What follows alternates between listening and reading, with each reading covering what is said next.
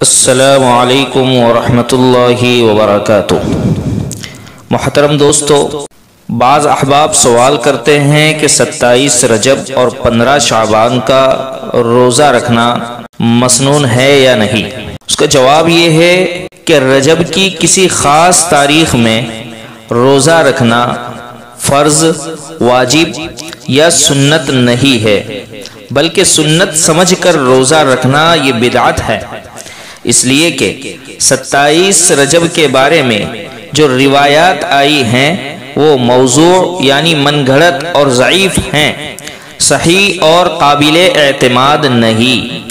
لہٰذا 27ویں رجب کا روزہ عاشورہ کی طرح مسنون سمجھ کر رکھنا ممنوع یعنی منع ہے۔ حضرت عمر فاروق رضی اللہ تعالی عنہ 27ویں رجب کا روزہ رکھنے سے منع فرماتے تھے، البتہ اگر کوئی نفل کی نیت سے روزہ رکھے تو پھر منع نہیں ہے۔ دوسری بات، شعبان میں 15ویں تاریخ کا روزہ مستحب ہے۔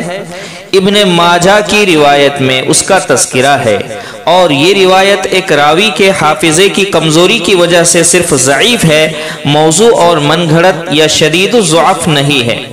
حدیث شریف میں وارد ہے کہ شعبان کی 15ویں شب کو بیدار رہ کر عبادت میں مشغول رہو اور 15ویں تاریخ کا روزہ رکھو، پس 15ویں تاریخ کا روزہ یہ مستحب ہے، اگر کوئی رکھے تو ثواب ہے اور نہ رکھے تو کچھ حرج اور گناہ نہیں ہے۔ سنن ترمذی حدیث نمبر 739، فتاوی دارالعلوم دیوبند جلد 6 صفحہ 288۔ والسلام علیکم ورحمۃ اللہ وبرکاتہ۔